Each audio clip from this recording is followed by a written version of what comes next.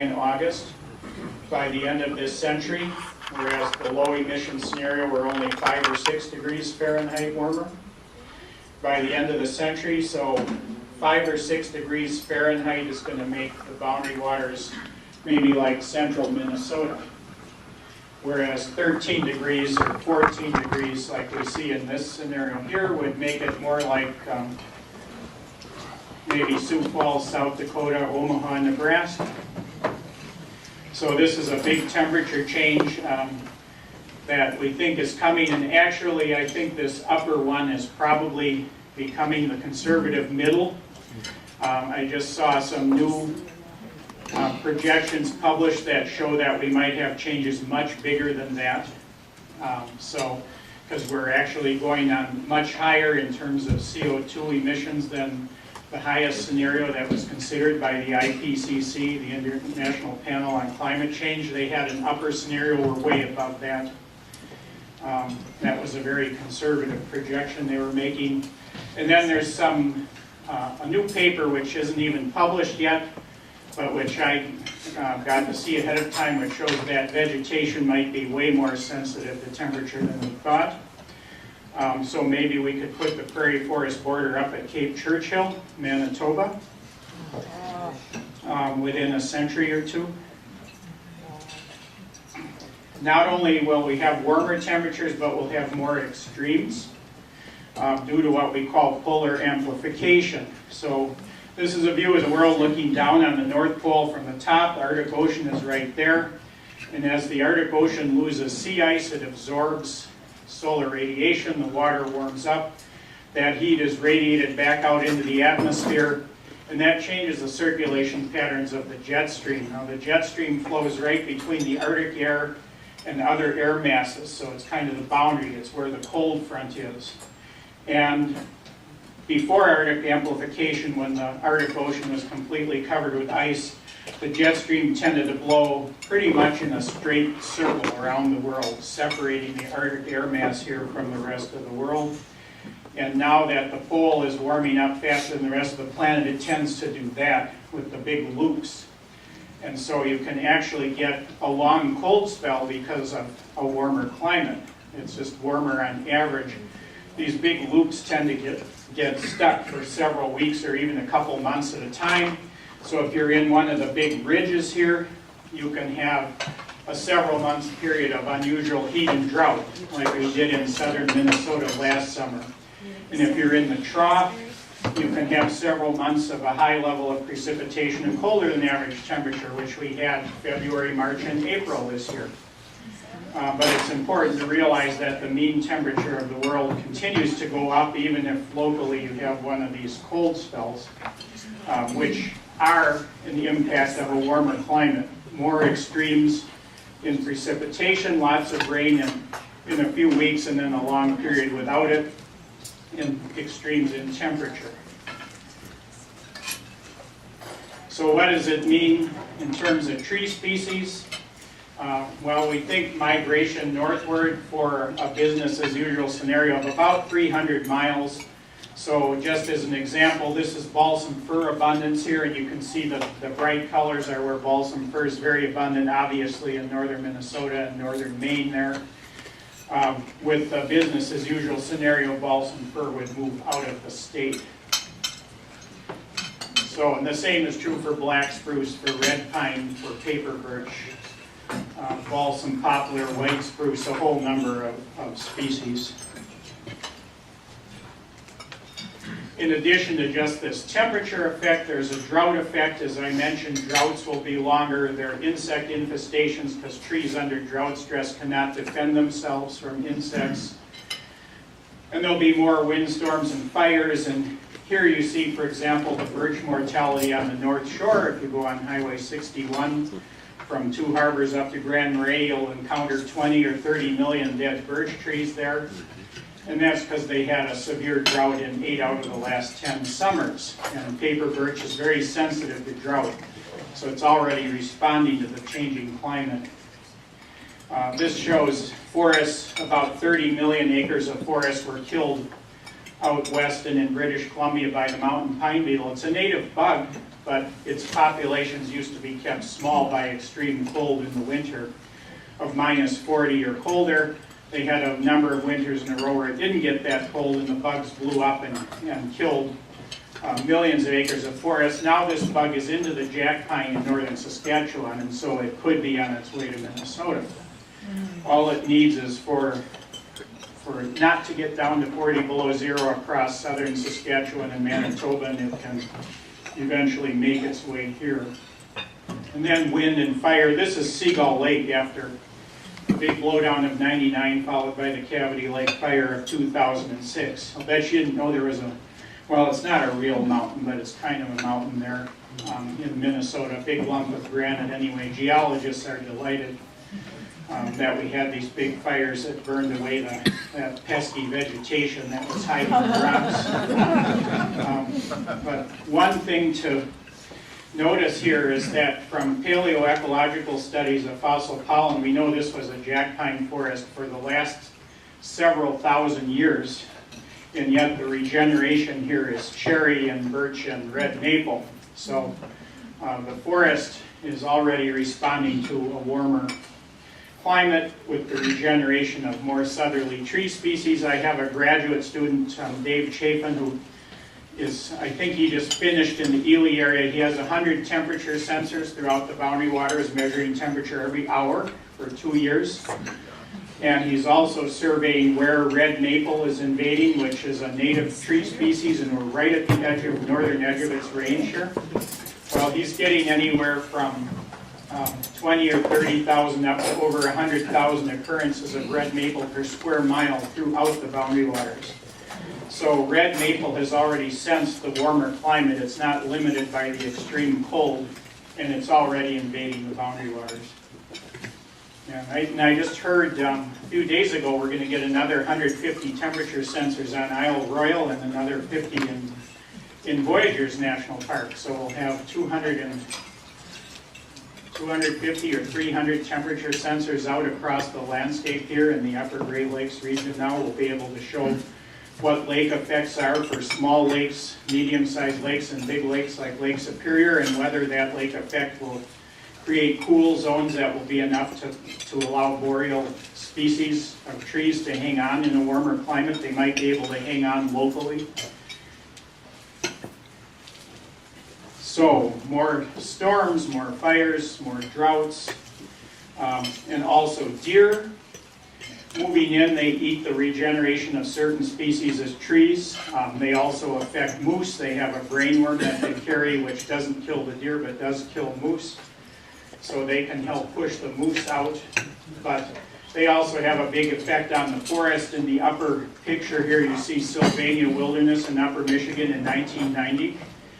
We measured the location and size of each of 20,000 trees, all the trees on basically about 67 acres in 1988 to 1990. We've been following those 20,000 trees ever since. Well, all of this stuff here is tree regeneration.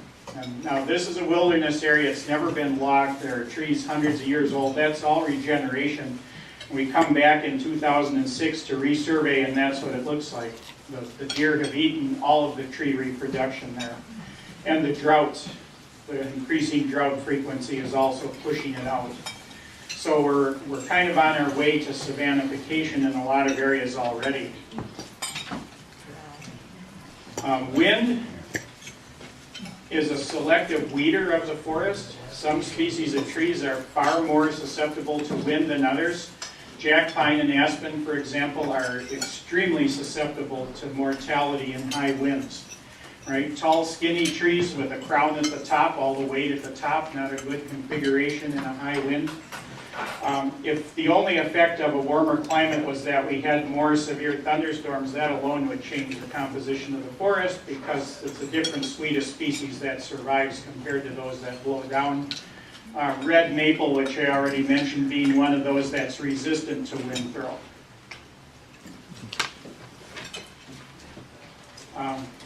This is an interesting slide that shows tornado frequency in Oklahoma in the upper line, in Minnesota in the lower line from the 1950s up to the 2000s. You can see in Oklahoma the number of tornadoes varied, but it was basically flat, whereas in Minnesota it just keeps going up, and we've almost met Oklahoma there in terms of tornado frequency. So we can be the new Oklahoma. Very exciting, huh? So a lot more excitement will be in your future, I think. In 2010, we had 40 tornadoes in one day in Minnesota, including 4 that were EF4 with winds of 175 miles an hour, and some of those occurred further north than powerful tornadoes like that were known to occur before. So these things will move further north. This is a map of severe thunderstorm frequency, basically, and it shows the derecho. Derechos are just strong straight-line winds from thunderstorms that have an extensive damage path. Dallas to Minneapolis to Pittsburgh is the derecho triangle. Has more severe thunderstorms than any other part of the world, but look at the gradient there from the Twin Cities to northern Minnesota. 7 times as many of these severe thunderstorms in the Twin Cities as here. So if these events that cause these severe thunderstorms just shift north by a couple hundred miles because warm fronts are a couple hundred miles further north, then that windstorm frequency where we get hurricane force winds every year, which we do in Minneapolis, but we have bur oak trees. And hurricane force wind doesn't mean anything to a bur oak tree, but it means a lot to a black spruce or a jack pine or an aspen. So if that storm frequency shifts up here, the forest will be flattened in quite a short time. Then we have the worms. Global warming or global worming, it says here. So if you don't believe in global warming, that's fine. You can just believe in global warming, which is going on. The worms are invading almost everywhere in the world, where earthworms native to one continent are being moved to another continent. The problem with that is when they move to the new continent, they do different things to the soil than the native worms that might be there. And they are ecosystem engineers. They change the structure of the soil, they change the water cycle and the nutrient cycle. And in Minnesota, we have no native earthworms. So all the worms that the earthworms you see are actually European. And so they're doing much different things to the soil than our native soil organisms. I mean, we do have enchytrid worms here, which are little filamentous worms that are literally like a thread. Last summer, I did 1 day of field work on the Chippewa National Forest, and we discovered 3 new species. So we don't even know what our species of native worms are. They're not earthworms, they're a different kind of worms, but we discovered that the earthworm invasion was causing their population to decline, so we might be losing native species that we haven't even given a name yet. The other thing about earthworms in Minnesota, as it says here, they can warm up the soil without even having a warming climate. And trees have a big part of their the organism, the root system is underground, and soil temperatures are very important. And earthworms can warm the soil all by themselves. Don't even need a warmer climate. And they do that by eating the duff layer, and that insulates the soil and keeps it cool during the summer. So they remove the organic horizon, the leaf litter, or the duff. They compact the mineral soil under that. They alter the seed bed. You get a completely different suite of plant species that can germinate on earthworm-rich soil compared to non-earthworm. There's more runoff of water because it doesn't soak into that leaf litter. It just runs off. They warm up the soil, they dry it out, there's lower nutrient availability. This leads to drought stress and plant mortality. For example, trilliums are wiped out by earthworms under certain circumstances. Some of our native violets, orchids are especially hard to hit by earthworms. And then that cascades down to water quality and wildlife habitat. We just had a PhD student at the University of Minnesota who graduated and studied the impact of earthworms on ovenbirds, and their density declines when the earthworms invade, for example. And we know that phosphorus leaches out into the water when there are earthworms. This is in the boundary waters here. showing a high stage of earthworm invasion. This is a balsam fir forest with some aspen and birch, and you can see the bare soil here at midsummer. This is stage 5 of earthworm invasion. You can see the root system of the fir tree is exposed because the earthworms have caused the surface have eaten essentially the top 3 or 4 inches of the soil. And so now this soil is susceptible to erosion and leaching of nutrients, and water will run off. In addition to that, it'll be drier and nutrient poor. In addition to that, the invasive plant species they have are co-evolved with earthworms on their home continent, and they are facilitated by the worms. So that includes buckthorn and garlic mustard, which you've probably seen up here. There is buckthorn in Ely, and it's important to keep that under control so that it doesn't get into the wilderness where it could spread explosively on such a large scale it couldn't be controlled. But all of these invasive plants are facilitated by the European earthworms, and they're co-evolved with earthworms on their home continent. So, here's the Boundary Waters today. You all know what it looks like. Seagull Lake here are these upper pictures that I took when I started my research 20 years ago now. Here's what I think it might look like tomorrow.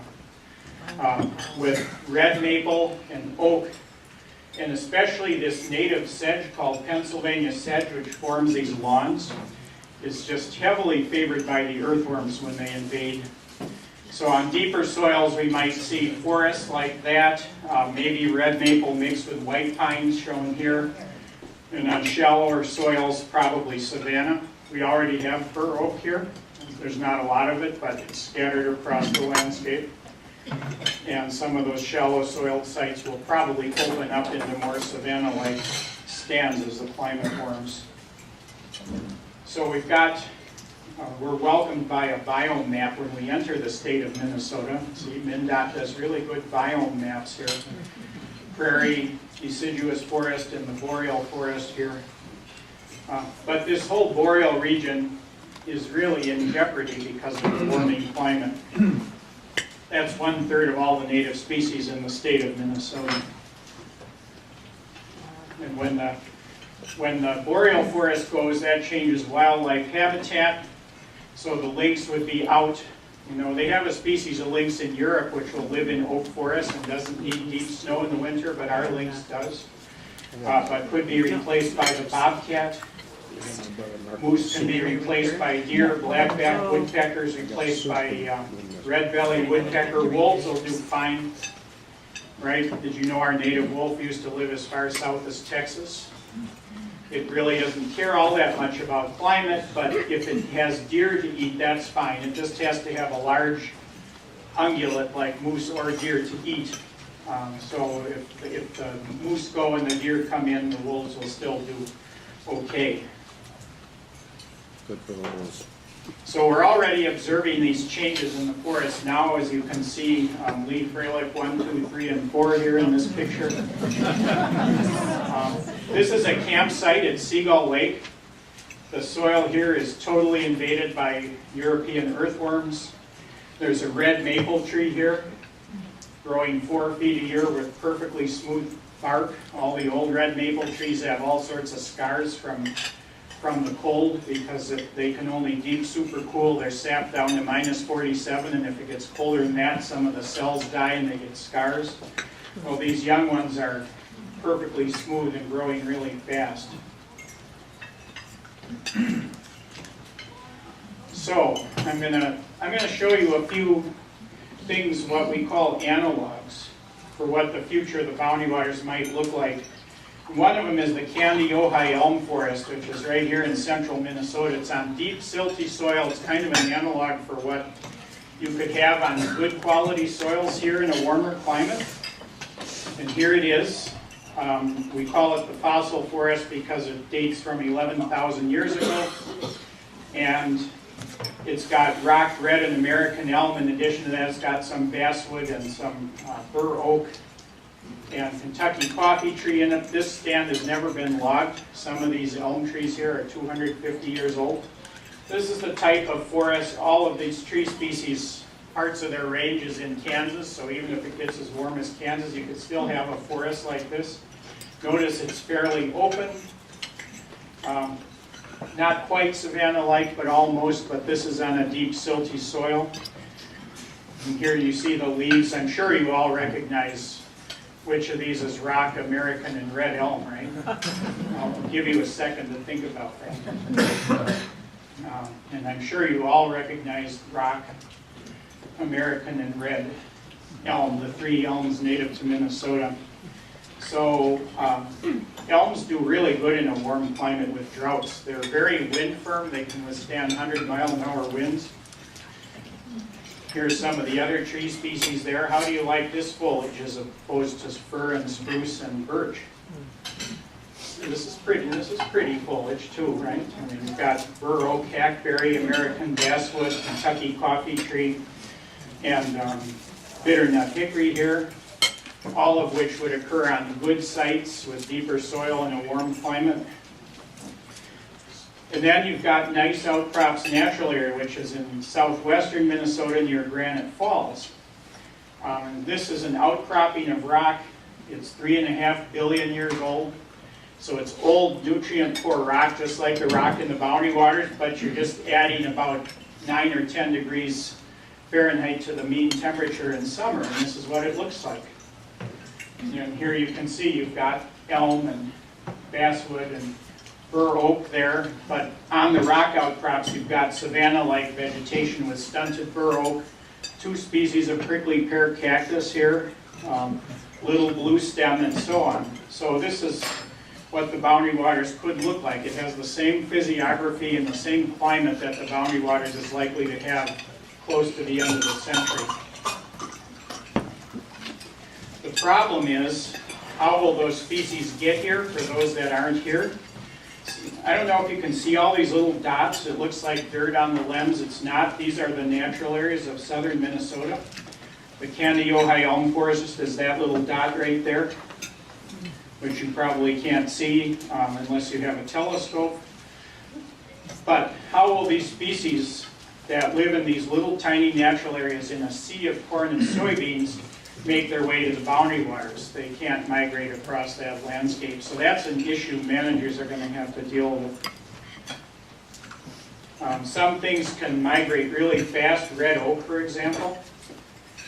Did you know that the typical blue jay moves about 10,000 acorns around in the summer and up to 2 miles? So you might think they have this heavy seed and it just goes straight down. Well, it would if the blue jays didn't intercept it and carry it a couple miles away. So they can migrate really fast. And they are spreading through the Boundary Waters quite rapidly. Other things like some lichens. This is Pulmonaria lobaria and trilliums. Trilliums are their seeds are dispersed by ants, and somehow I don't think an ant is going to pick a trillium seed in Hennepin County and walk all the way to Ely with it. Has no way to get here, even though the climate will be suitable for it in the future. Wanted to say a little bit about water. With a warmer climate, you get warmer water. That causes phosphorus to come out of the sediments and go into the water. More hardwoods and less conifers will also add more sediment or more phosphorus to the water, and so will earthworms. So higher phosphorus contents in the water, a little bit of eutrophication will occur, even in remote wilderness lakes because of the worms and because of the warmer temperatures. In marshes, that will probably lead to the takeover by Typha ex glauca, which is a hybrid of the native wide-leaf cattail and exotic narrow-leaf cattail. And it's taken over virtually all of the marshes, like 99% in southern and central Minnesota are a monoculture of this hybrid cattail. The native cattail does not make a monoculture like this. You have scattered little clumps of cattail, and you have all sorts of other native plants, bulrushes, and so on in between. This particular hybrid, invasive hybrid, has started to invade voyagers. Hasn't gotten to the Boundary Waters yet, but with a little bit warmer water temperatures and a little bit more nutrients in the water, it probably will be able to in the future. And so marshes will look like this instead of what they look like now. I just wanted to say a little bit about fire management. You all heard of the Pagami Creek Fire, which is right in this area. And this is the Pagami Creek Fire here in the same size scale as the 1864 fire and the 1875 fire in the Boundary Waters. Big fire. Still pretty small compared to the biggest natural fires that we've had.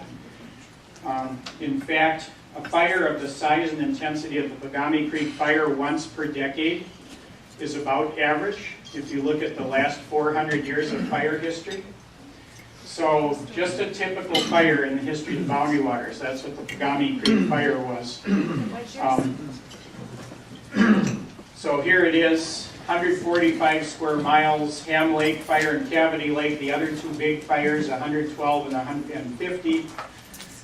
This one in 1875, 279, and the South Boundary Saginaw Fire, 1864, 434 square miles. And these are some other big wildfires that occurred in the history of the Boundary Waters. So these big fires are very common in the history of the Boundary Waters. But there's some interesting things going on over time here. Pre-settlement period before 1868, about 0.82% per year was burned in these big fires. That would give a rotation of 122 years. That went down to 87 years during settlement from 1868 to 1910. Then we had the fire exclusion period, which took up most of the 1900s, and the rotation goes up to 2,000 years. Right? This is when Bud Heinzelman was doing his work and saying there just isn't enough fire. This is when balsam fir spread across the landscape because it's a very fire-sensitive species. And now it's so dense in a lot of stands that when it burns, you really get a very hot flame with very long flame lengths. And now, looking from 1973 to the current time, or from 2000 to the current time, with these big fires that just started to occur again, we're back to something like the rotation period from prior to settlement, maybe even a shorter rotation than that. We'll have to wait and see. If fires should continue to occur for the same rate they have in the last 10 years, then we would be able to tell for sure that we're already on our way to a savanna, which would have very short frequency fires, where they would occur every few years. Right now, we can't tell if that's happening or if this is just a fluctuation in the fire frequency, but we're back in the vicinity of the pre-settlement fire frequency now in the last couple decades. So there's big issues affecting natural areas in Minnesota. Climate change, fragmentation, which influences fire and species migration for the Boundary Waters, the worms, the deer, and the invasive plants. And the big issue is making a graceful transition to a new ecosystem. We can't stop all of this change that's coming. We can't stop the earthworms. We have to live with them. We probably can't stop climate change. We're going to have to live with it. So we need an adaptation, more planning for adaptation to these ecological forces and the interactions among them. And any natural area, whether it's a state park or the Boundary Waters, is not protected from these by ownership alone. They're going to occur everywhere across the landscape, even remote wilderness. Like the Boundary Waters, my student has discovered, is about 50% infested with European earthworms already, even in the heart of the Boundary Waters. So at some point along the way here, we're going to have to make a transition from big high-intensity fires, which is characteristic of the boreal forest, that occur every several decades at any one spot, to very frequent low-intensity fire as we get a more savanna-like forest. I don't know what that transition is going to look like. I do know it will be interesting, as it says here. And this, by the way, is Cedar Creek, owned by the university, where they've been burning for 50 years now with these low-intensity grass fires in an oak savanna system. Somehow or another, we're going to have to get from there to there in terms of the fire frequency, and I don't know how that will happen. This upper picture is the campsite that Gus Axelson and Lane Kennedy, shown here, and I were trapped at for 2.5 days during the Ham Lake fire. And that was Wilderness Canoe Base at midnight on May 6th, I believe, of 2007. And then Voyager's Canoe Outfitters, I believe, is that right there. That's where our cars were parked. We thought sure that we were going to come back to burned out black cars, but instead Mike Prom put a sprinkler on our cars before he evacuated, and we came back and there's this black moonscape and our cars are sitting there in perfect condition. So outfitters up here generally treat you pretty well. So, are there any questions? These are just acknowledgments of all the different places, National Science Foundation and the Environment Trust Fund, people who've contributed, including the governor's father, Bruce Dayton, and John and Charlotte Parrish, who have a house in this area on Burnside Lake, and lots of other people here, I'm not going to mention them all, have contributed to this research. So I think that leaves plenty of time for discussion with the audience, so thanks for listening.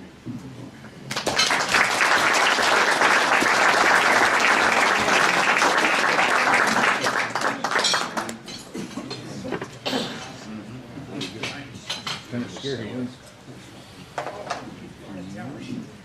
Yeah, so how are we going to do this? I'm sorry. Yeah. If you got questions, I'll bring the mic. Otherwise, you can speak up, or we'll come to you.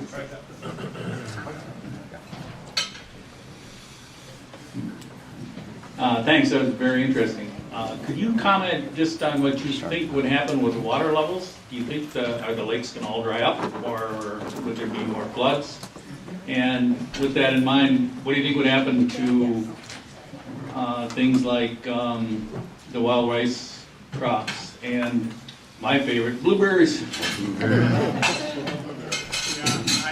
I think blueberries will do fine because with a warmer climate, I think fires have started to make their comeback and they will continue and they're fire dependent. Lake levels will vary all over the place. There's no one model that predicts that the same thing will happen in all lakes. It depends on the shape of their basin and the input and output levels and whether it's a rocky basin or whether it's depending on the groundwater level. So groundwater levels will probably fall and that type of lake will probably dry up, whereas other lakes with rocky basins where there's a lip that kind of determines the level probably won't dry up. So it'll be really varied effects for lakes. I did see a presentation by a limnologist, and his opinion was that about 40 to 50% of all the lakes in Minnesota would probably dry up with the business as usual warming scenario by the end of the century. Yeah, so there'll be big changes in wetlands. You know, some of those lakes have the wild rice in their bays, and so the effects on wild rice are going to vary a lot too, depending on what each lake does. You know, I grew up in southern Wisconsin in a city called Janesville, way down there by the Illinois border. We had wild rice there in some of the kind of more boggy lakes. So it can grow in a climate that's substantially warmer, but it's going to depend what happens to that hydrological regime, which is going to vary tremendously from lake to lake.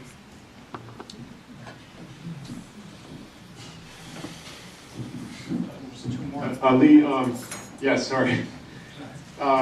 You gave this talk about 5 or 6 years ago, I think, at Vermilion, and it's changed a little bit. Is that a result of climate predictions changing so quickly? No, it's a result of all the new things I found out about the forest and the fact that all these other things like deer and bugs and worms, that they're going to have a bigger impact. I mean, I knew about them then, but they're going to have a bigger impact in terms of reinforcing the effect of climate itself on the forest. And I think that's the main difference. And we have so much more data now. You know, I've had an army of graduate students going out over every square inch of the boundary waters in the last several years, collecting all sorts of information about how the forests are responding to climate change. And that's what it reflects. And now the mass of knowledge has gotten so gigantic that you can't put it in one presentation. I mean, I have a whole hour on changes in fire and a whole hour on worms and a whole hour on all sorts, this could be this could be a whole course, let's put it that way. And now I'm faced with the task of taking all of that and putting it in, a half-hour talk, and it's hard. So that's why I've shortened it even more and let people ask about what they're interested in. So, yeah, it looks like we've got a couple questions at the end. I can do this. I can do this. Who's next? Don't be shy, you people. My brother, you stay out of this. Doctor, looking forward 20, 40, 60, 100 years, would you care to guesstimate where we'll be at relative to the climate? Well, I think we're probably going to go pretty close to that business as usual trajectory, so summers will be 8 or 10 degrees warmer than they are now. The big question now is how sensitive is the world's biomes to that. And as I mentioned, there's a paper that's just about to be published in Science, which I happened to see a couple of weeks ago. I often see things before they're published. And they did an analysis of a lake in Siberia, which is way up in the middle of the tundra, like 76 degrees latitude. And the last time the parts per million CO2 was 400, which it just reached in the last few weeks, they had forest there of hemlock and Douglas fir. And that indicates to me that the sensitivity of the biota of the world is like 2 or 3 times what we thought. We used to think it would take 4 times CO2 or 1,000 parts per million to make a change that big, and here we found it in actual fossil evidence that you can get 500, 600, 700 miles of shift in the vegetation at 400 parts per million, which would mean that we could move the prairie forest border up to Cape Churchill if we stopped all CO2 emissions today and just stood where we are right now for CO2 in the climate. And that would bring the sagebrush steppe, like you have in southwestern Colorado, into central Minnesota, and maybe even the Sonoran Desert into southwestern Minnesota. So I was really surprised, but they have the actual fossils there indicating 700, 800 miles of change with 400 parts per million CO2. That 8 or 10 degrees, is that Fahrenheit or centigrade you're talking? Fahrenheit, yeah. Yeah, that particular slide we made to use in Washington, D.C. So you don't use Celsius in Washington. So I was just recently up in the Pagami Creek fire burn, and I was amazed at how much jack pine regeneration was going on. What will happen to that jack pine? Yeah, the question is about the jack pine regeneration in the Pagami Creek fire, and probably it'll do fine for a couple decades, and then eventually it'll start to get too warm for it, and they'll just have shorter than average lifespans. But in the boundary waters, jack pine lives 2 or 3 times as long as it does in central Minnesota. We have jack pines 200 years old. At the Seagull Lake area, I see jack pines that originated after the 1801 fire all the time. So in a cold climate, trees live longer, and their lifespans will get shorter. So they'll live a few decades, they'll die an early death, and then probably be replaced by red maple or by grass and brush, depending on what the site is like, whether it's a site that will continue to support forest or whether it's a site that's going to shallow to bedrock. It would support more savanna-like vegetation. Yeah, it's still cool enough to regenerate jack pine right now.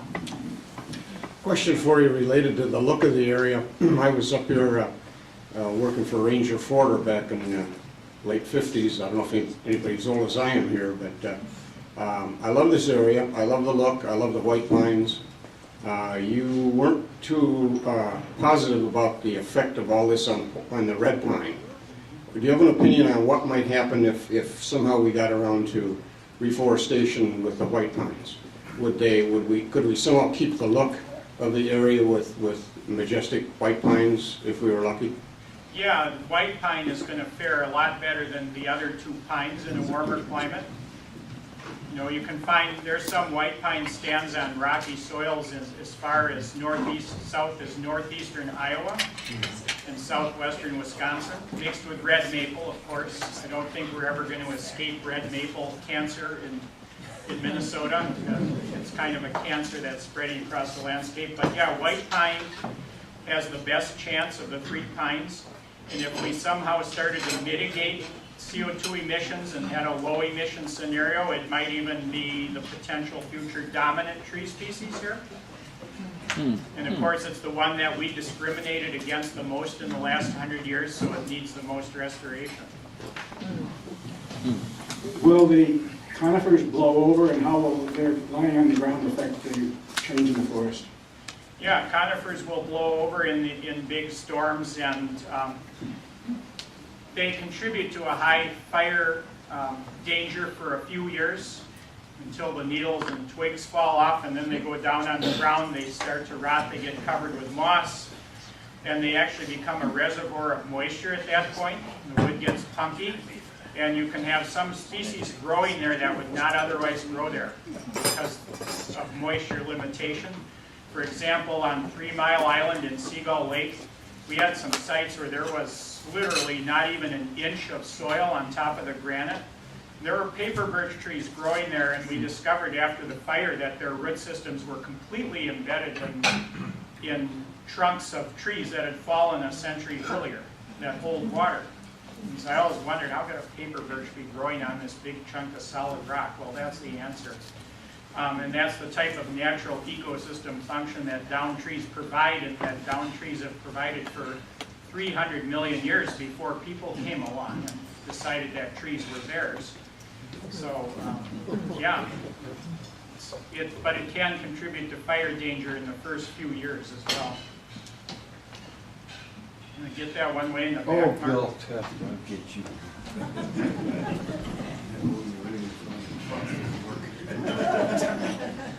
I was just wondering about peatlands, since it's such a big part of the Northland, and will it be increased decomposition or change to peatlands? What do you see in that area? Yeah, for peatlands, there's a big study of peatlands in a warmer climate underway over on the Chippewa National Forest, where they're actually putting up tents and heating up plots of peatland.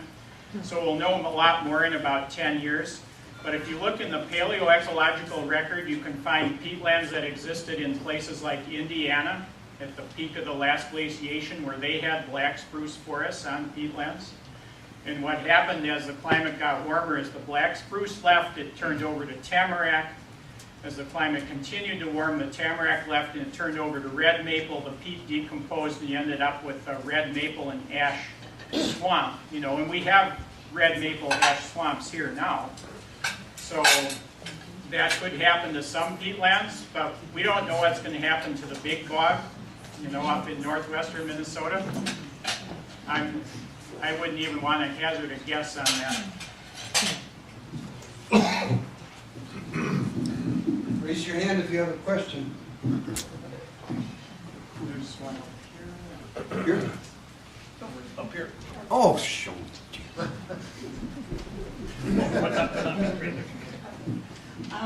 Since we were talking about worms before and the influence, how about army worms? I mean, we've seen them about we came here about 14 years ago, and at that point we were told that they come like in a 10, 11 year cycle, and they haven't come yet. But where do they come from? Well, the army worms, or they're also called the tent caterpillars, those are native. And they've been having these maybe once a decade outbreaks going back thousands of years. You can even see evidence of it in the fossil record. And for aspen trees that are in good health, they don't usually kill them, but if you have really old aspen trees in poor health and they get infested 2-3 years in a row, they can be killed. But it's just a natural phenomenon in the boreal forest. Now, if the boreal forest goes away, the tent caterpillars will go away too, right? Because they're mainly infesting aspen, and that's a tree that will decline in abundance in a warmer climate. Where do they come from? Oh, they're around all the time. It's just that their population builds up. They have an outbreak, and then their population collapses. So they have that kind of boom and bust cycle. You know, like think like the gold miners in California. I just want to make a comment. you've had lots of striking results of the cumulative effect of long-term scientific research by lots of different people, various places. So I just want to commend you and the University of Minnesota and lots of other universities around for doing the same thing. And maybe there's some, whatever hope there is, it's going to hit on you guys. Thank you. Yeah, thanks for that comment. I wish the university thought highly of my research as you do. And increasingly, I'm working with people around the world to see global patterns. Is the same thing happening in Europe in the boreal forest, for example? I have a PhD student in Estonia now.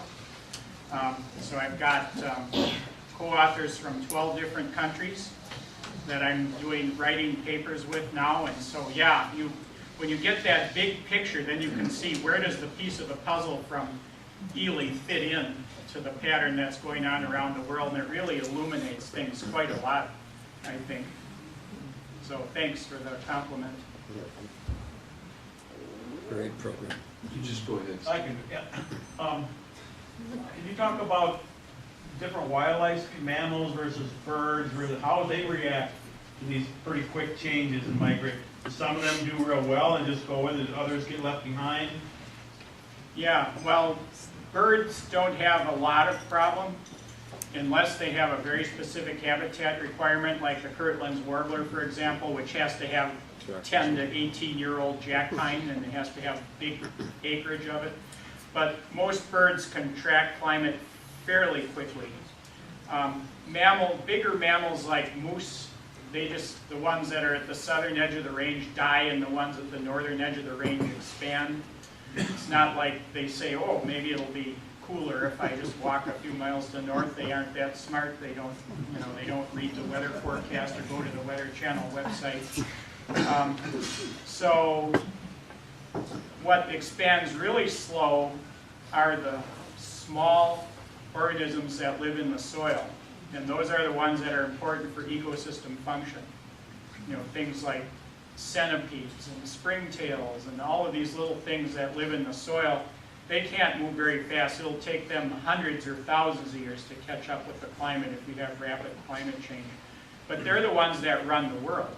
I mean, without the worms, the fungi, the bacteria in the soil cycling the nutrients in water, there'd be no people here at all. No economy, no people, no nothing. I mean, they run the world. People don't run the world.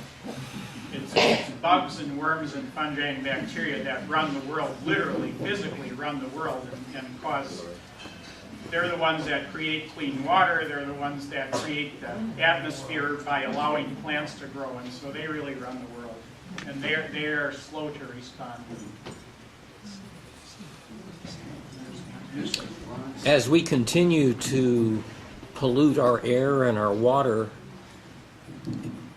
with the importance that you recognize, and a few people do, of the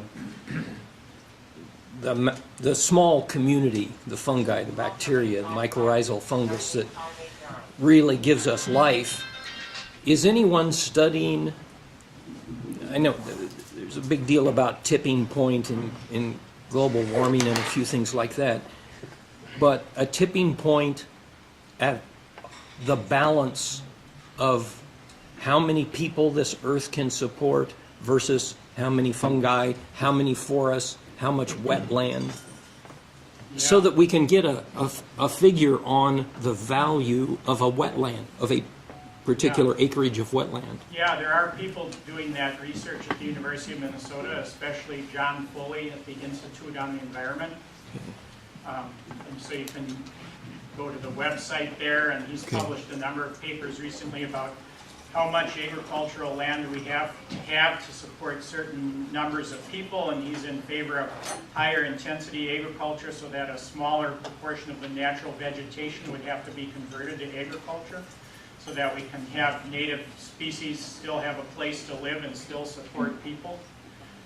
You can ask what his opinion is for how many people.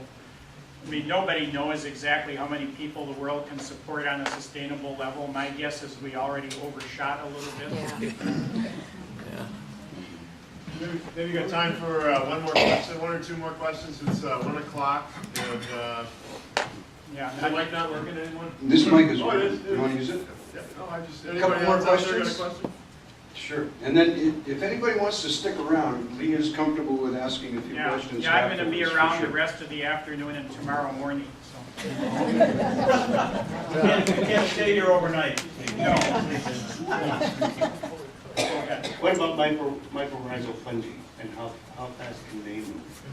Okay, so the question's about mycorrhizal fungi, which are fungi that live on the roots of trees, and they're necessary for trees to absorb nutrients from the soil. Our forests here cannot exist without them. And there are a number of those that are ubiquitous, and then there's some very specialized species. And the ubiquitous ones, the trees can just move north and they'll just find them there, you know, because the spores are up in the air and blowing around the world. I mean, you can go up in the clouds and sample and you'll find spores of these fungi. But then there's some that are very slow to move and very unique, have very unique combinations. For example, there's one that orchids need to germinate, and that one is virtually wiped out by the earthworms. And there's another one that sugar maple trees need, and that one is wiped out by earthworms. So there'll be some very specific effects and then some other, but generally they can migrate pretty fast. So you could plant our trees, if the climate was warm enough, you could take a tree here and plant it up by Hudson's Bay and it would probably find the mycorrhizae it needs, except for some of these unusual specific cases. Yeah, and the earthworms, by the way, wiping out these mycorrhizae are the reason that I predict red maple rather than sugar maple will take over on the sites with the deeper soil. Yeah, earthworms just work horrendously against sugar maple in every way you can think of. Yeah, one more quick question. Sure. It seems like one of the parameters that I didn't know about until this year is this change in the circumpolar jet stream that we experienced this winter. Right. And I don't remember experiencing it to this degree. Is there Yeah. any hope that these cold air patterns that sink here could slow this process somehow? Well, no, because they're not always going to occur in the same place. Next year, we might get a winter like we had last year.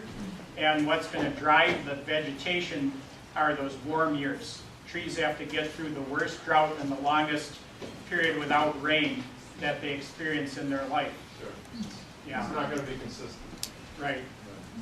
Listen, Lee and Mark, we got a little lunch for you, and we've got a bug for you. Thanks for coming. Make sure you advertise Tuesday Group when you're back down at your office in Minneapolis. Thanks so much for coming. You're welcome.